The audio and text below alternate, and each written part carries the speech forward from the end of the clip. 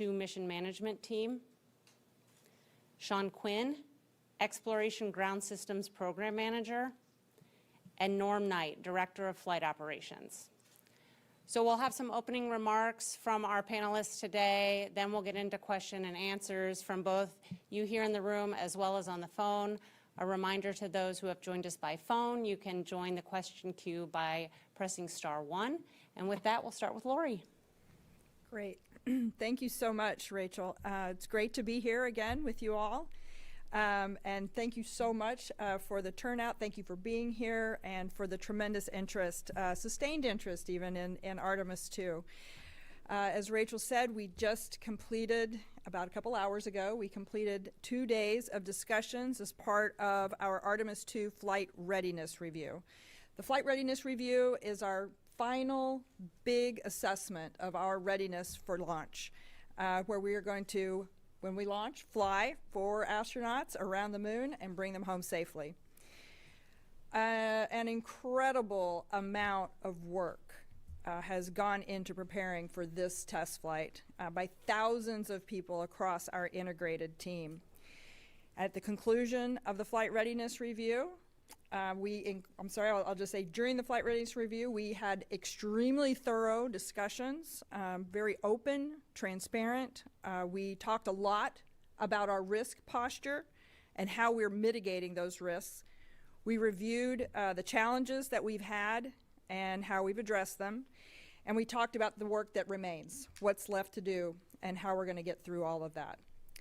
We were fortunate to have our crew join us virtually for the review from Houston: Reed Wiseman, Victor Glover, Christina Cook, and Jeremy Hansen. Having them join us in this review really reinforced the importance of having open, honest discussions about our path forward and about the risks that we're asking them to take. At the conclusion of the FRR, all the teams polled go to launch and fly Artemis II around the moon, pending completion of some of the work before we roll out to the launch pad. Just a reminder to everybody, we talk about it every time we talk about this flight. It's a test flight, and it is not without risk, but our team and our hardware are ready.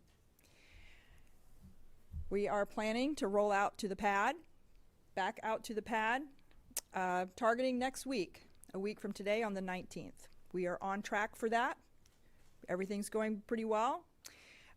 Maybe even a little ahead of that, but we're shooting for the 19th. And then once we get back out to the pad, we'll configure for launch. Pending completion of the work in the VAB and at the pad, we are on track for a launch as early as April 1st. And we are working toward that date. I'll say the launch time on the April 1st is at 6:24 p.m.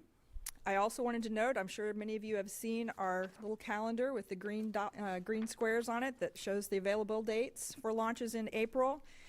We have also just continued to refine our analyses of launch availability and are adding April 2nd to our calendar of potential launch opportunities in that early April launch period.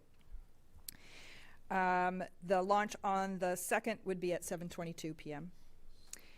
Within those 6 days between the 1st and the 6th, we can't always turn around every day for an attempt. We would anticipate on the order of about 4 opportunities within that 6-day period. Again, while I am comfortable and the agency is comfortable with targeting April 1st as our first opportunity, just keep in mind we still have work to go. There are still things that need to be done within the VAB and out at the pad. And as always, we'll always be guided by what the hardware is telling us, and we will launch when we're ready. I want to close just by saying how proud I am of this amazing team that is working tirelessly to prepare to launch and fly our astronauts around the moon and bring them home safely. With that, I'll hand it over to John. Okay, thank you, Lori. Hello again. It's good to be back with you all today, and it's even better for us to be ready in the rocket to get ready to roll out again and launch this mission. You know, probably over the last 7 days, pretty much on, more than off, we spent a lot of time with the senior executives and the leadership throughout the enterprise talking about our risk posture, as Lori alluded to, but moreover, looking at it through the lens of an FRR, an agency FRR is really more like it's telling the risk story, and it's about how you communicated risk. So Lori said, hey, we need to spend a few days doing just that and kind of wire brushing the team so that we don't put ourselves in a posture of what I always kind of talk to folks about sometimes: don't bring me a kit and make me have to put it together myself. I wanted to be crisp on going to this agency FRR and making sure that we had the kit put together so that folks could understand that we were doing our best job at communicating the risk associated with this mission. Over and over again, we ask ourselves, is the rocket ready to fly? Is the spacecraft ready to fly? Is the integrated team ready? So another piece that kind of drives into that is Amit's been talking to us for several months about failure of imagination. I think we use that term a lot in human space flight, right? And so we want to be sure that we're thinking about everything that can possibly go wrong. And have we assessed and adjudicated all the risks to put us in the best posture to be successful? I, like Lori, was very pleased with the outcome of the flight readiness review. Amit asked for dissenting opinions at the end. We spent a little bit of quiet time, giving people plenty of time to come to the table and share any dissenting concerns, and there were none. We took some actions at the FR today. Some of those actions are due to be completed prior to rollout, which I don't think is a big deal. It's just work we got to get done. And then there's some that will come to the L-2 when the enterprise hands over the mission management to the MMT. And like I said, we got a path to close all the open actions either prior to rollout or prior to launch. I spent a lot of time over the last probably 7 months putting teams together to go look at risk across all the individual elements of the enterprise and how they stack up, and then once I got that data put together by the teams, put together another team to go assess all those integrated risks and how they interact with each other from a top-down perspective and a bottoms-up perspective. And I was really pleased to report, that we didn't find any new integrated risk interactions throughout that process. So just in closing, I'll say that, this is the first flight, like I've always said, of humans in over 50 years and to the moon, and that's certainly exciting. And I've always cautioned the team, and we won't do it, and we're not going to celebrate this small victory that we had on getting through the FR, which was quite a big deal, but it's just a step along the way. So we're not going to celebrate till we get Reed and Victor and Christina and Jeremy safely home. Thank you. I'll turn it over to Sean. All right. Thank you very much, John. Well, first of all, it's good to see everyone here today. It's really incredible that we've set a new launch date to send our astronauts back to the moon for the first time for 50 years. Exactly 2 weeks ago, we had to roll back from the pad after a very successful wet dress rehearsal. And, it was frustrating to have the issue that we had, but, as you know, we had a problem loading helium on the upper stage. We got the vehicle back to the VAB, and we removed the suspect part. It was what we call a quick disconnect, a helium quick disconnect. And we took it to our labs, we x-rayed it, and we found a seal blocking the flow of the helium through the QD. And so at that point, we set upon a path to figure out the root cause. And so we set up some non-flight units down at our launch equipment test facility and proceeded to duplicate the conditions that we experienced when we were trying to load helium on board the upper stage, and we were able to replicate the problem. Since that time, our combined engineering teams across our ground systems and SLS teams came up with a design fix. That design fix was implemented on a test article, and we have successfully tested it, and we have qualified it for use on Artemis II. And the modified QD is already on the upper stage. So very, very proud of the team and the work that they did to quickly understand the root cause and come up with a corrective action and get us back in a posture to roll back out. We've also replaced the flight termination system batteries on the ICPS, on the core stage, and the boosters. And we are in the process now of testing the flight termination system in the VAB. So far, the VAB processing has gone very well. And, as Lori mentioned, we're targeting March 19th, the roll date. And should we meet that roll, which we have fairly high confidence we are, it'll be the fastest turnaround in the Artemis program since we started. 22 days from the time we roll off the pad to getting back out to the pad. During that time, we've also charged Orion's launch abort systems batteries. We performed another closeout crew demo in the VAB. And, the closeout crew and getting them trained and making sure we hit our timelines is very important for our launch countdown. And we got it done in a little under about 2 hours and 40 minutes. And so we're meeting our closeout crew timeline, and that was very good training. We also replaced the liquid oxygen seals on the tail service mast umbilicals. And so we thought while we had the time, given the experience we had with the LH2, the hydrogen seals, would be a good idea to change those. So we did that, and that's all completed. And now we've committed to roll again on the 19th.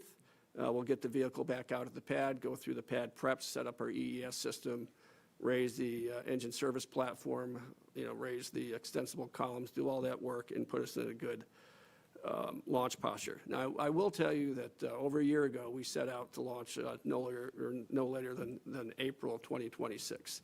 Amit challenged us to get the vehicle to the pad by February. We held schedule for an entire year. That's quite an accomplishment for all the programs that are supporting Artemis. However, we had the problem with the helium disconnect, and we listened to the hardware and said we're not ready, brought it back, fixed it, and we're going to get back out there for that launch attempt on April 1st. I will tell you that this processing flow has gone very well in terms of our timelines, and we spent half the time in the multi-payload processing facility to service Orion as we did for the Artemis I flow. And we cut the time in the launch abort systems facility by a third. So we're learning. We're all very excited to implement the new vision for Artemis that our administrator has announced to increase our launch cadence, and I think Artemis II is putting on us a good path. So it's good to be here, and with that, I'll turn it over to Norm. All right, well, thank you, Sean, and really thank you to everyone for your continued interest in this historic mission. The flight readiness review over these past 2 days was excellent and really heavily focused on crew risk and mission success. As you've heard, we remain on track for an April launch opportunity. Our teams in Mission Control Houston are fully prepared to support this mission. They've been training side by side with the astronauts, Reed, Victor, Christina, and Jeremy, through countless simulations and really working through every scenario. The team is ready to support both the astronauts and the spacecraft systems through the journey around the moon to when they're reunited with their families after splashdown. I talked with Reed this morning, and the crew is in excellent shape and ready to fly. They've complete confidence in the ground team supporting them. They have built strong relationships with our flight controllers and the integrated teams over the course of their training flow. For an April 1st launch, the crew will begin pre-launch quarantine at about L-14 days, which is March 18th, and will then travel here to the Kennedy Space Center at L-5 days, which is March 27th. This is an exciting time for our entire flight operations team to fly humans around the moon for the first time in over 50 years, send them further than any humans since Apollo 13, and continue paving the road of human exploration to the moon and beyond. As always, our astronauts and their safety remain our top priority. With that, I'll hand it back to Rachel. All right, thank you. All right, we'll start taking some questions. We will start here in the room. If you're here in the room, please wait for the mic to come around. We'll also take some questions by phone. If you've joined us by phone, please remember to press *1 to get into the question queue. And with that, let's start over here. Marcia Dunn. Marcia Dunn, Associated Press. I'd like to hear a little bit more about how you fixed this helium. What caused the seal to block the flow of helium, and how do you redesign for that? And Laura, you mentioned April 2. Is that now a new date? Yes. And does that give us 6 tries at the beginning of, so you didn't remove one to, no, perfect. Thank you. Got it. Yeah, so without trying to get overly complicated, so the quick disconnect between the upper stage and the ground umbilical, there are seals in there to hold that helium, in the pressure line. And one of the seals occasionally would get forced out of its location that it's supposed to be and block the flow through the quick disconnect itself. We actually ended up removing that seal and reinforcing another seal that would be less susceptible to that phenomenon. And so we'd have this buildup of high pressure gas after we vented the helium bottles. That high pressure gas forced that what we call this body seal out. And we redesigned a channel around another seal that also holds the pressure, a secondary seal, reinforced that. And we've tested it multiple times. We took that QD through some brutal tests to make sure it was going to work. And we feel pretty confident about it for Artemis II.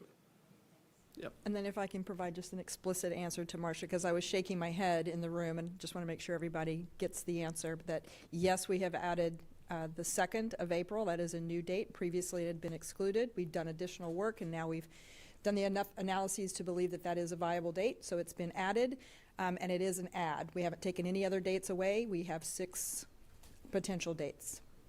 Mm-hmm. Hey, Bill Harwood.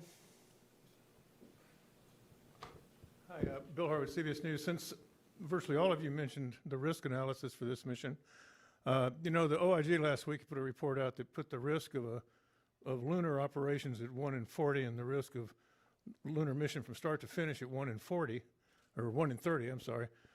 Is there a probabilistic risk assessment for Artemis II? What are the numbers? Since you're talking about assessing the risk, you've got to have some way to do that. So is there a number to put on this flight in terms of what you consider acceptable risk? Do you want to take that one, John?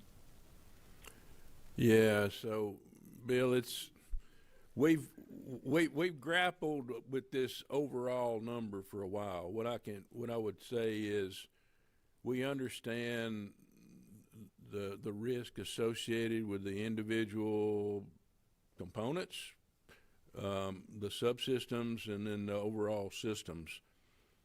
I think I talked at the end of Artemis I relative to, new rockets. It's a 1 in 2 chance to make it, right? So I think we're looking at this kind of qualitatively, like, I've done a lot of thinking and a lot of reading about, okay, what does that mean for us for Artemis II? And, there's a lot of variables there, right? And it really depends on how quickly you get back into flying.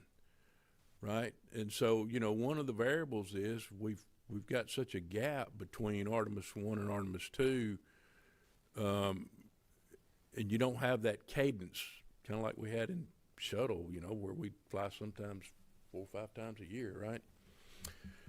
So Laura and I have talked about this a lot, and so the numbers would tell you just kind of qualitatively that, it's probably a 1 in 50. would be a good number if you were really getting after it and had a good cadence on a second or a third time. But with this gap that we got, you know, it's probably not, you know, 1 in 50. It's probably not 1 in 2, but it's probably, like, and I'm quoting Lori on this, it's, you know, and I believe it too. It's probably closer to 1 in 2. That, you know, and that's, well, that basically means we're probably not 1 in 50 on the mission going exactly like we want to, but we're probably not 1 in 2 like we were on the first flight. That's what I would tell you. I think we're being really careful not to really lay probabilistic numbers on the table for this mission, just given the small amount of data. You say anything you don't agree with there, you want to add? I guess the one thing I would add is you asked specifically about the probabilistic risk assessment, and we do those. We have that. They're numbers. I think sometimes we get tricked into believing that those numbers are somehow really telling us something critically important. I think they're valuable. I think we can do things in a relative sense to measure what's more risky or less risky. But I agree with John that in this sense, I think as we're thinking this through, thinking about it as it's not the first flight, but we're also not in a regular cadence. So we definitely have significantly more risk than a flight system that's flying all the time. But I'm with him. I wouldn't actually put a number on it. You know, I can break it down in terms of the mission phases, right? You know, and I can tell you when we got the most dynamic activities going on, like during ascent, and then when we're doing those burns, doing the perigee raise, and then we're doing the TLI burn, those are going to be the times that we're introducing the most risk into the whole mission. There's a lot of times where we're steady state and we're going to be feeling pretty good about what's going on in the mission. But at the end of the day, we want to accomplish as many goals as that we've laid out for ourselves in the mission. But the main thing that I want to do is I want to hit that damn entry interface right down the middle and make sure that I'm bringing the crew home safely. Okay, let's go second row, Will Robinson Smith. Hi, excuse me, Will Robinson Smith with Spaceflight Now. Thanks for taking the time to talk with us. Maybe just to clarify this, just to make sure that at least I'm fully understanding what you're saying. So the 1 and 2, is that essentially to say that there's a coin flip in the mission going fully successfully as architected? And then just secondarily, a quick follow-up. We saw the VAB be evacuated earlier today, and there was some talk of a loud bang. Can you clarify what exactly happened? Thanks. Sean can get that in just a minute. So I don't want you walking out here and saying that I said this mission's a 1 and 2, right? I'm saying if you look at the data over time, over the lifespan of just building new rockets, right? The data would show you that 1 out of 2 is successful. You're only successful 50% of the time. I think we're in a much better position than that. And the only way that I can put us in a better place than the 1 and 2 is do what we've done, right? Uncover all the risk and make sure we've done everything to buy down risk, give us options to work through challenges that we've got. And then at the end of the day, it's going to be what it's going to be. Now, I'm not being flippant about that, because these teams the individuals are ready to go fly. We have spent a lot of time working through our processes on the ground and in space and for landing and recovery. Teams are well practiced. There's probably not many scenarios that if things go fairly nominal that we don't understand. Norm and I talk about it a lot where, we know we're going to get a curveball thrown at us. And so then we just we got to weigh our options and assess the risk at that point in time, and then we'll keep moving on. He'd got your bang story there. Well, let's see. So first of all, we don't know exactly the cause of the loud noise. We had what we call an access control monitor hear it, didn't know what it was, did the right thing, pulled the fire alarm. We rolled the fire engines, the fire department into the VAB. They did their normal methodical checkouts that they do whenever a fire alarm is pulled, and we declared the building fire safe shortly after that. And we don't know exactly where the bang came from, but we went ahead and shut the VAB down, evacuated the personnel, and did the safety checks. We could not find any sign at all of a fire.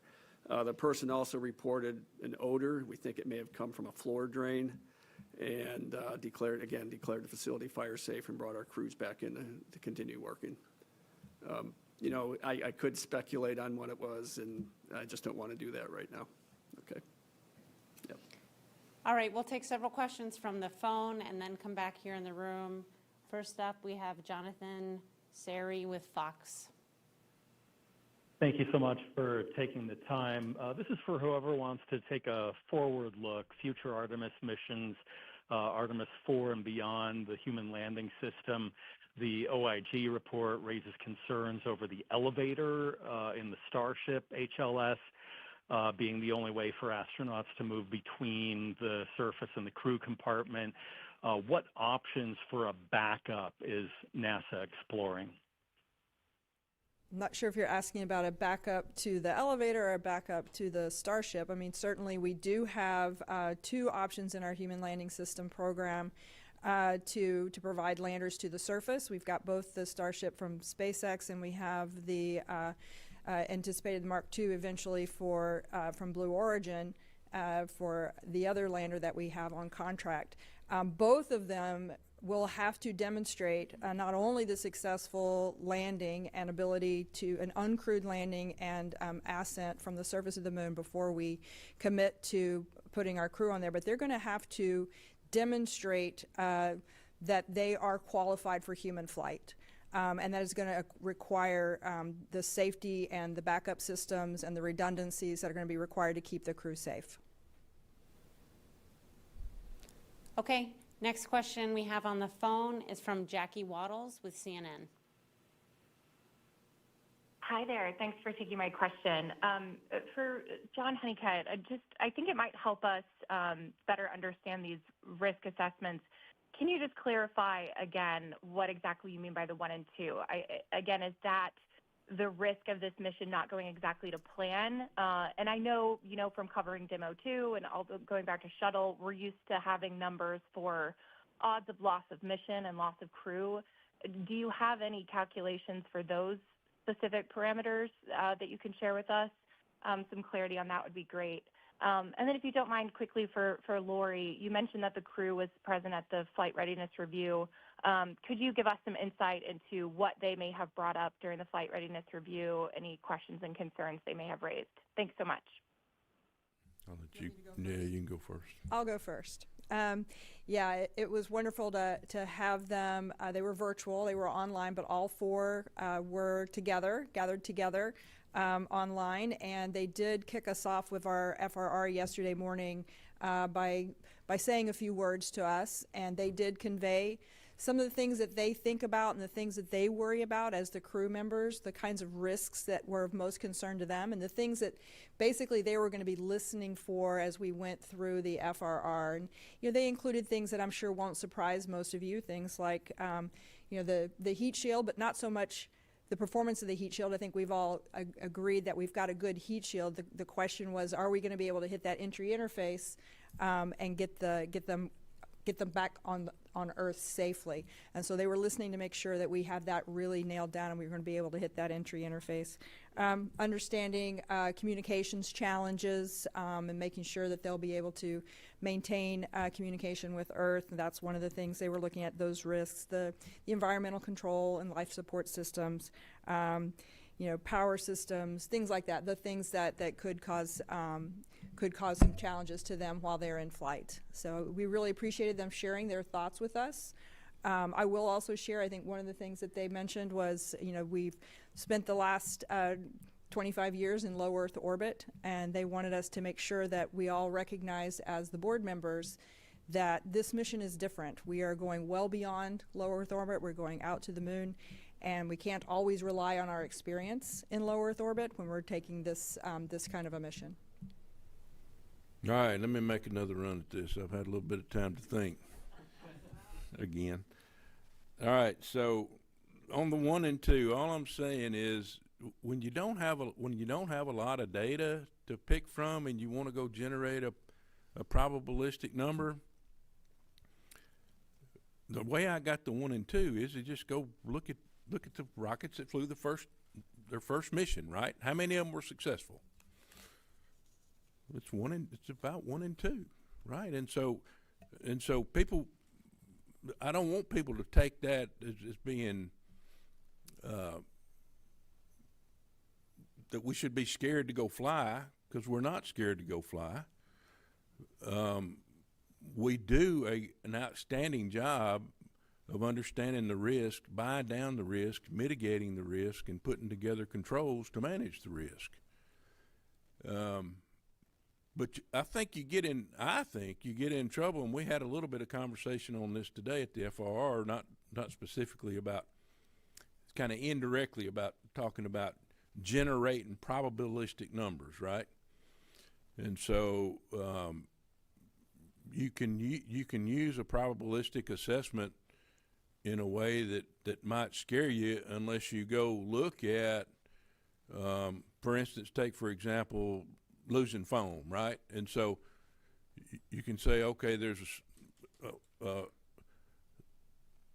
X and Y chance that I'm going to lose foam off the rocket. Okay, but then something else has got to happen. It's got to be in the right place, and then you got to work through the demise chain. What it's in that area, based on the analysis we can do, what's it going to hit? What if it does hit that? What can it do?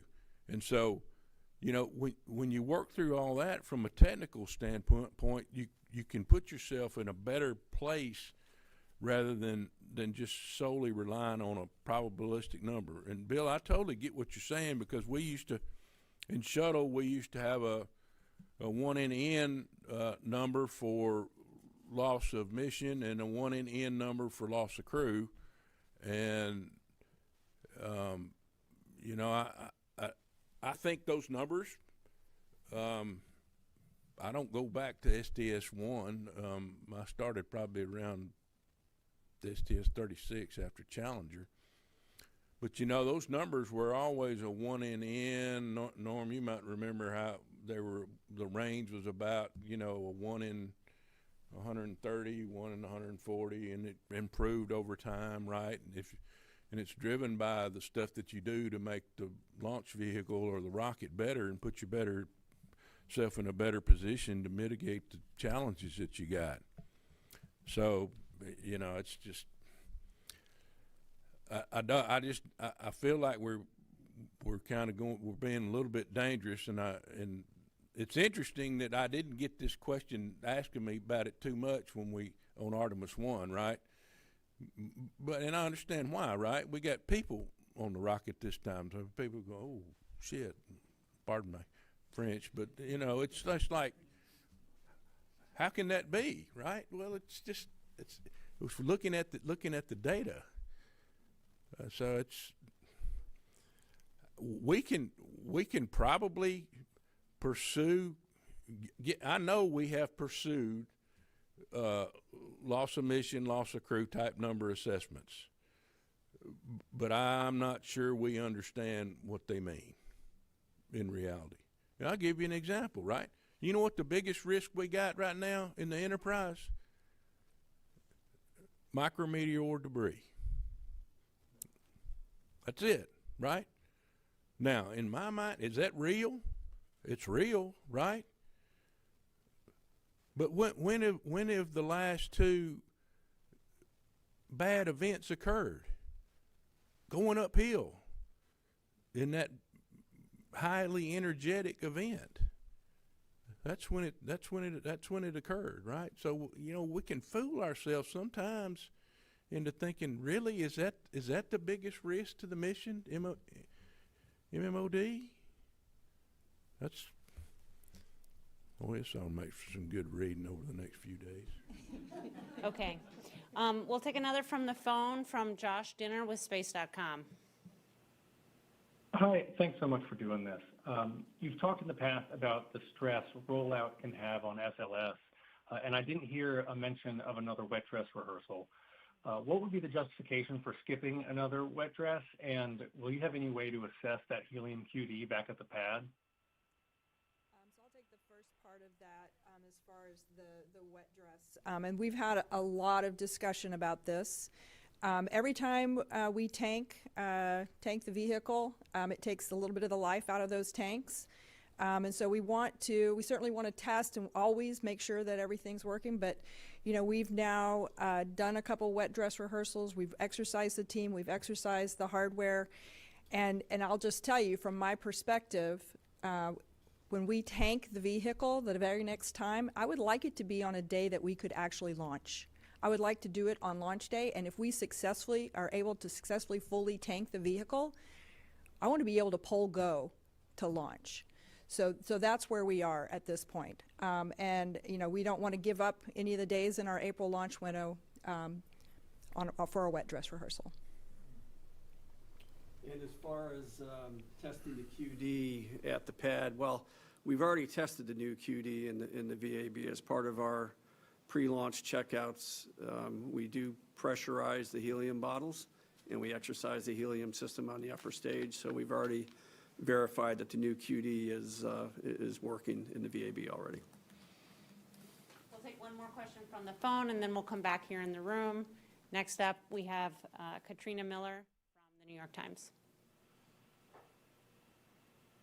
Hi, thanks so much. I was curious for anyone who wants to answer. Can you go into a little bit of the specifics on what work needs to be completed prior to the rollout and then prior to the launch to be ready to launch April 1st? Thank you. No, I've got it. I think I can talk about a little bit about the things that I'm looking forward to seeing over the next weeks to come. One of the things that we got to get worked out is we found a little bit of a got some interesting data on some of the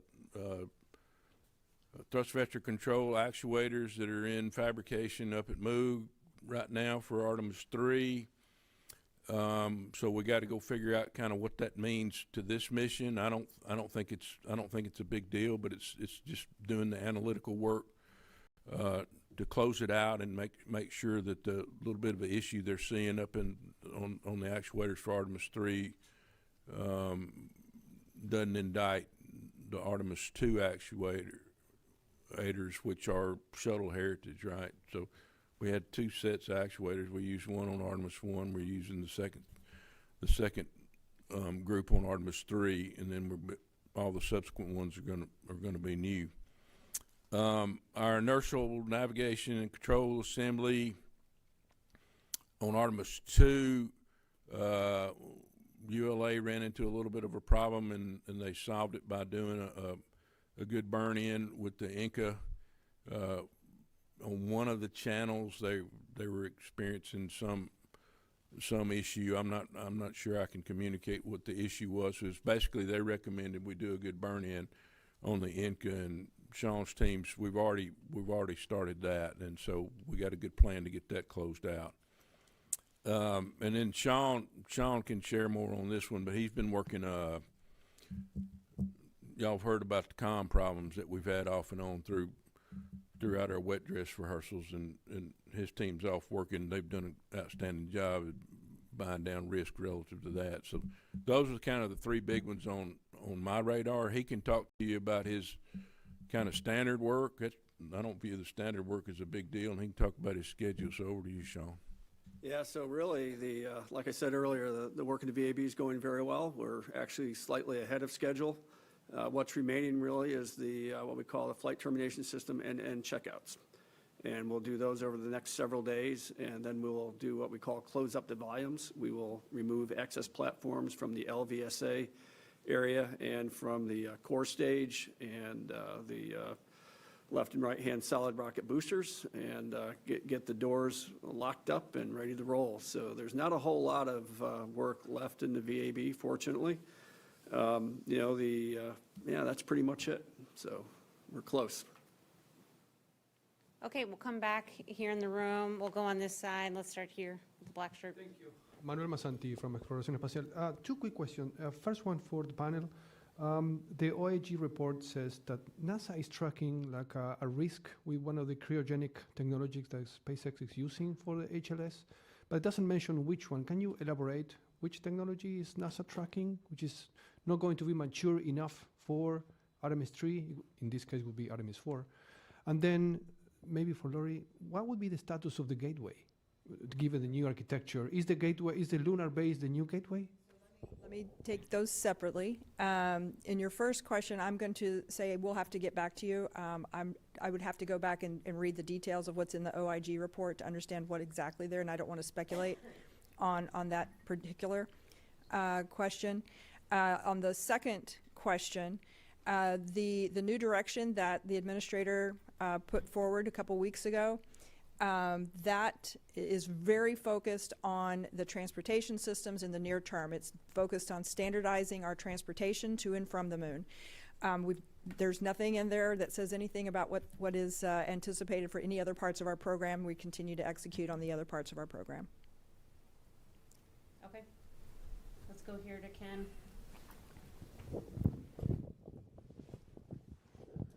Hi, Ken Kramer, Space Up Close. Thanks for doing all this. A lot of good information. Norm, you haven't had a question. I could ask you all a question. Let me ask you about the ICPS. I'd like to know, can you describe in detail the burns that it has to make? And if there's an issue, how long can they stay in orbit before they can go to the moon, or they have to abort the moon? Thanks. Okay, well, thanks for your question. So they get into orbit. SLS does its job, gets Orion and the ICPS into orbit. So the first big burn that they're going to do is an apogee raise burn, and that is one that puts our apogee way out there, about 3,000 kilometers, give or take.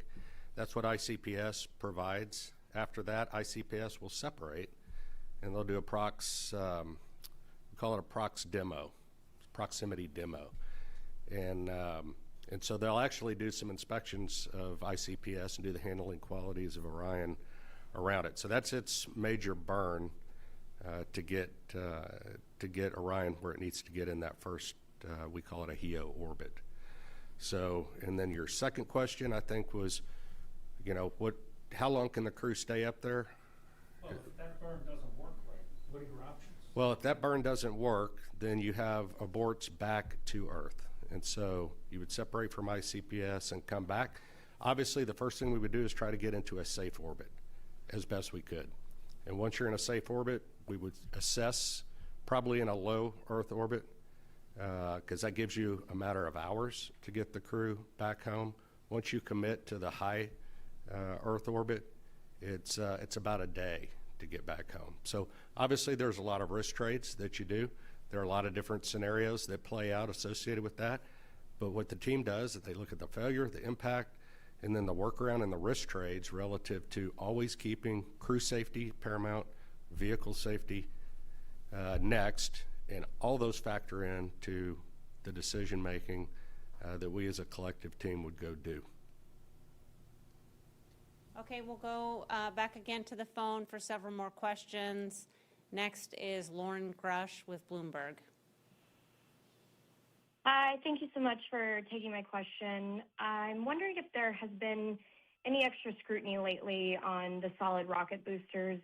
I understand they're probably very different designs, but just for peace of mind, 2 Vulcan flights now have suffered issues with their Northrop Grumman-built boosters, and then there was also an issue with an SLS booster test last year. I understand they might be disconnected, but wondering if that has prompted any closer look at the designs or if you feel confident the ones you have are ready to go. Thanks so much. Yes, So that first part happened under my watch when I was the SLS program manager. Yes, and the one, the ground test failure it's a totally different design, and the Northrop Grumman team and the NASA booster team did the due diligence to clear that work, and there was nothing there to indict the booster that we're flying today. And the same thing for the booster that was on the Vulcan.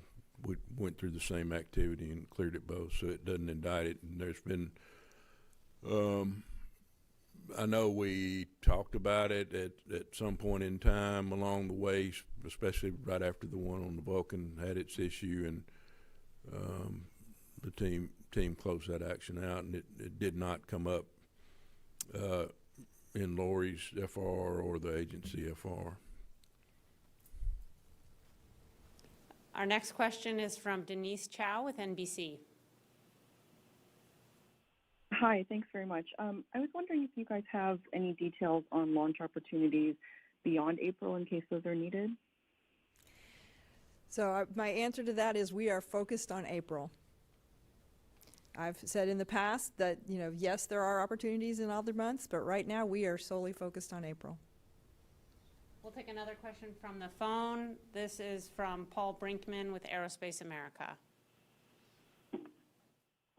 Yes, thanks for taking my question. I'm just trying to go back to the hydrogen and helium issues. There were problems with leaks in Artemis I. We did hear that there were fixes made to kind of make sure that that wouldn't be a problem again. Then there were similar problems with Artemis II. I'm just wondering, does NASA feel like it has a really firm grasp on why these leaks occur on the launch pad now? And what is being done to make sure that Artemis III doesn't start off with the same problem? Yeah, so I feel like right now we're in a better place than we have been since we started this endeavor. And the team's got an extensive fault tree, and I think they're looking in the right areas. There's quite a bit of evidence that says that those Teflon seals that are used in that area, if they're assembled for some length of time, and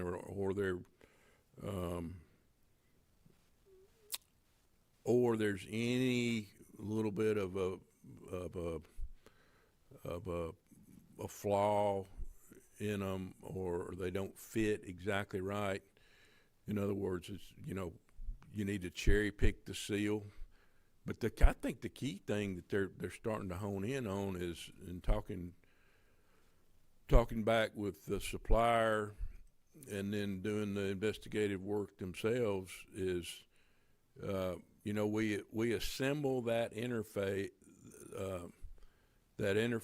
in the VAB, and it sits there assembled like that for quite some time before we roll out, right? And so I think there's some good evidence that's leaning towards that material can flow and set, and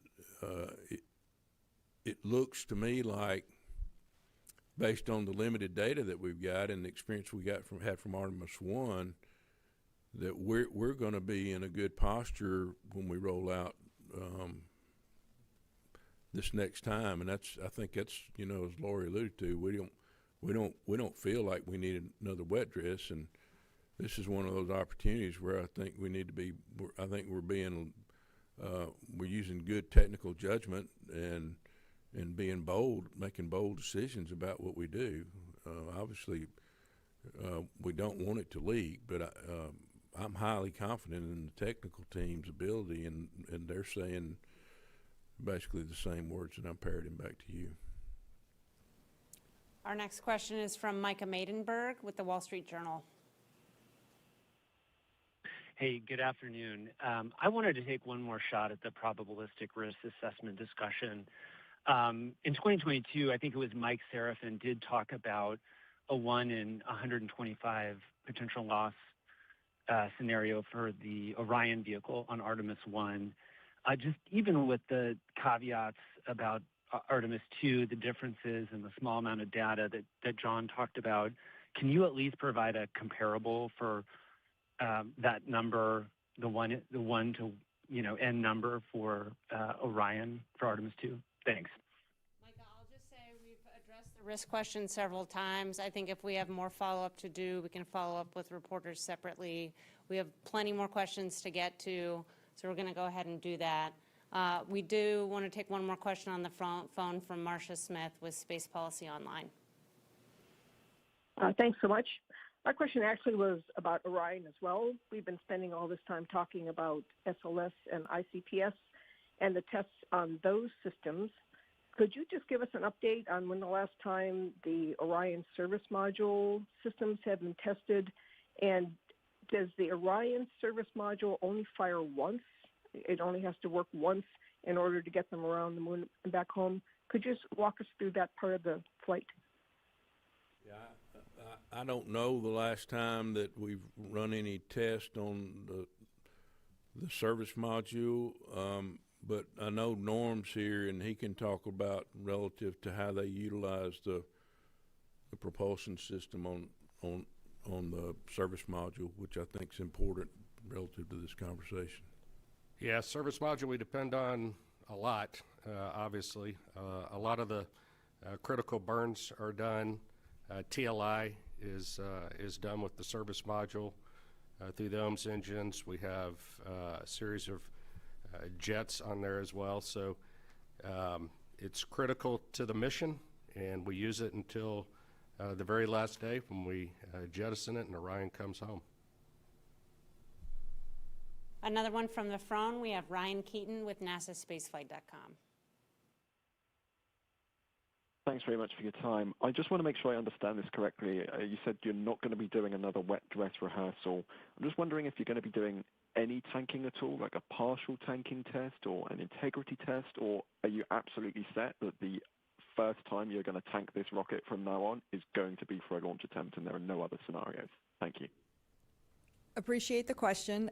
Yeah, we've done a lot of talking about this and what kind of testing might be beneficial. And at this point, we've demonstrated that the seals that we have are the best seals we've ever seen on the SLS and at this QD. And so, in our opinion, there's not a lot more to be gained from that. So we are, as I indicated previously, the next time we tank the vehicle will be when we're attempting to launch. Our next question is from Nicole Mortellaro from the Canadian Broadcasting Corporation. Hi, Lori, this is for you. I know that you mentioned that you're focused on April with launch attempts, but is there any way we can get an update, like just for May? Because for media, it's very difficult to get any hotel rooms or anything like that booked. So is there any way we'll have an updated calendar? I understand, and I hear you. As I said, right now we are very focused on April. If it starts to look like that could be a challenge, we'll reconsider, but at this point we're very focused on April. All right, we'll come back into the room here in the blue. Zach Covey, Spectrum News. I wanted to ask either Sean or John this question. You guys, last time we had the flight readiness review, we were talking about repetition of your crews. If there was a reason that the VAB had to come back into use and the rocket had to go back, you wanted your crews to continue to practice. Can you go a little bit in on how the past couple of weeks have been for both of your crews to get ready to this point? Well, I will tell you that we've had a lot of work to do coming back from the VAB, so our crews have been very busy with reopening the vehicle volumes to do the flight termination systems work. I mentioned earlier today that we had the time to do another closeout crew demo in the VAB. We took advantage of that opportunity to make sure that we were able to execute to our timelines and keep our closeout crew sharp and ready to go on launch day. And, if we had a more extended time in the VAB, we probably would have done some more launch team training simulations We really didn't have the time to do that, and we don't really think we needed to do that given the short VAB turnaround time that we had this time, that we expect to have.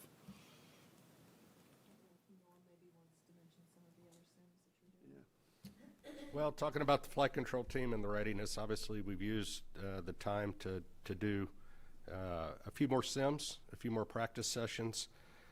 We've done, I think, over this whole journey for Artemis II, about 126 days worth of simulations, both standalone with the crew, with the flight control team, with the integrated engineering teams as well, with the mission management teams. And so we've not only focused on specific training, but full integrated training. So we're still taking advantage of that since February. We continue to hone the teams. The teams are working very well together. And at the end of the day, I'm fully confident that if we have any problems, it's the integrated team that's going to pull us through. And that means the crew and the ground teams working together as one in support of the mission. So we use this time wisely, and we hope it all goes nominal, but if it doesn't, you got the best teams on and off the planet to take care of any problems. And we have time for one final question. We'll take that from the phone. That will be Christopher Mick with the Hudson Star Observer. Thank you very much. I believe this would be for Mr. Honeycutt. I understand the procedure with the timeline, and there's not going to be a tanking test due to the life of the booster. Would there be any consideration with the kind of stress of the rollout back to the pad and maybe changing out those LH2 seals before the first launch attempt, or is that just not going to be part of the procedure? That's not going to be part of the procedure. All right. And with that, we'll go ahead and conclude today. Thank you very much to our participants for participating today. You can stay tuned for further updates on nasa.gov, and we're going to go ahead and pop up the specific URL where you can find that information about our progress, nasa.gov/Artemis. Thank you all for joining us today.